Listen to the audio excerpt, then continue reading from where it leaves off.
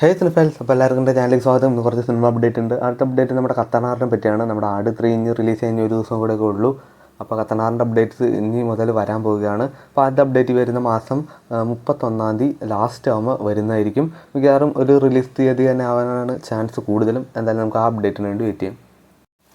ആട് 3, കത്തനാർ എന്നീ രണ്ട് വമ്പൻ ചിത്രങ്ങൾക്ക് ശേഷം നമ്മുടെ ജയസൂര്യ അടുത്ത് ചെയ്യുന്ന ഒരു ബിഗ് ബഡ്ജറ്റ് ചിത്രമാണ് ഓപ്പറേഷൻ ത്രാൽ.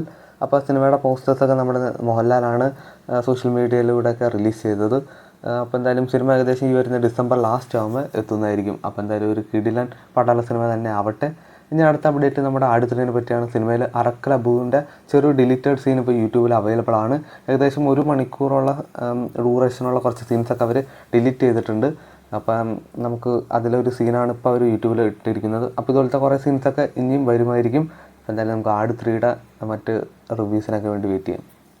പാട്രിയോട്ട് എന്ന സിനിമയുടെ ഡബ്ബിങ് നമ്മുടെ മോഹൻലാലും കുഞ്ചാക്കോബനൊക്കെ ഓൾറെഡി തീർത്താണ്. അപ്പോൾ അതാണ് നമ്മുടെ മമ്മൂക്കയും കംപ്ലീറ്റ് ചെയ്തിട്ടുണ്ട് അദ്ദേഹത്തിൻ്റെ ഡബ്ബിങ്. പിന്നെ നമ്മുടെ പ്രിയദർശനും ലിസിയും മമ്മൂക്കയുടെ ഡബ്ബിങ് പരിപാടികളൊക്കെ കാണാൻ പോയിട്ടുണ്ടായിരുന്നു. നമ്മുടെ മലയാള സിനിമയിൽ ഏറ്റവും കൂടുതൽ സീക്വലുള്ളൊരു സിനിമയാണ് CBI. അപ്പോൾ സിനിമയുടെ 6ാം ഭാഗം അങ്ങനെ ഒരുങ്ങുകയാണ്. ജോഫിൻ ടി ചാക്കോ, അതായത് രേഖാചിത്രത്തിൻ്റെ ഡയറക്ടറാണ് സിനിമ ഡയറക്റ്റ് ചെയ്യുന്നത്. അപ്പോൾ നമുക്ക് എന്തായാലും ഇത്തിരി പ്രതീക്ഷയൊക്കെ വെക്കാം. അപ്പോൾ എന്തായാലും ഒരു കിടിലൻ പുതിയൊരു CBI പരിപാടിയായിട്ടൊക്കെ വരട്ടെ. ജോണി ആൻ്റണി അങ്ങനെ CID മൂസ 2 അങ്ങനെ പ്രഖ്യാപിച്ചിരിക്കുകയാണ്. 2027 ആകുമ്പോൾ സിനിമയുടെ ഷൂട്ടിംഗ് മറ്റ് പരിപാടികളൊക്കെ തുടങ്ങും. അപ്പോൾ എന്തായാലും നമ്മുടെ മൂസയും ഗ്യാങ്ങും അങ്ങനെ എത്തുകയാണ്. ഗ്യാങ് എന്ന് പറയാൻ പറ്റില്ല, കാരണം നമ്മുടെ ലെജൻസൊക്കെ മലയാള സിനിമയിലൊക്കെ മോസ്റ്റ് ഓഫ് എല്ലാവരും CID മൂസയിലുണ്ടായിരുന്നു. അവരൊന്നുമില്ലാതെ ഒരു CID മൂസ 2 ഇറക്കേണ്ട കാര്യമൊന്നുമില്ല. ഒരു അനാവശ്യമായിട്ടുള്ളൊരു സീക്വലാണ്. അപ്പോൾ എന്തായാലും നിങ്ങളുടെ അഭിപ്രായങ്ങൾ ജസ്റ്റ് ഒന്ന് രേഖപ്പെടുത്താം. അജിത്തിൻ്റെ 64ാമത്തെ ചിത്രമായ AK-64 എന്ന ചിത്രത്തിൽ നമ്മുടെ സഞ്ജയ് ദത്തും മോഹൻലാലും ബ്രദേഴ്സായിട്ട് ഇങ്ങനെ ഒരു റോൾ ചെയ്യുന്നതായിട്ട് റിപ്പോർട്ടുകൾ വരുന്നുണ്ട്, അതായത് അജിത്തിൻ്റെ ബ്രദേഴ്സ്. അപ്പോൾ എന്തായാലും അങ്ങനെയാണെങ്കിൽ വൻ പൊളി സിനിമ തന്നെ ആയിരിക്കും. എന്തായാലും ജസ്റ്റ് റൂമേഴ്സ് മാത്രമാണ്. എന്തായാലും ഒരു ഒഫീഷ്യൽ അപ്ഡേറ്റിന് വേണ്ടി വെയിറ്റ് ചെയ്യാം. നമ്മുടെ പ്രതിച്ഛ എന്ന നെയ്മ്പോളി ചിത്രത്തിൻ്റെ ഡേറ്റ് അങ്ങനെ വന്നിട്ടുണ്ട്. ഈ മാസം 26-ാം തീയതി ആയിരിക്കും സിനിമ റിലീസ് ചെയ്യുന്നത്. ബ്ലെസ്ലി ഡയറക്റ്റ് ചെയ്യുന്ന അടുത്ത അദ്ദേഹത്തിൻ്റെ ചിത്രത്തിൽ നമ്മുടെ സന്ദീപ് മെയിൻ ലീഡിലെത്തുന്ന ഒരു കഥാപാത്രം ചെയ്യുന്നതായിട്ട് റിപ്പോർട്ടുകൾ വരുന്നുണ്ട്.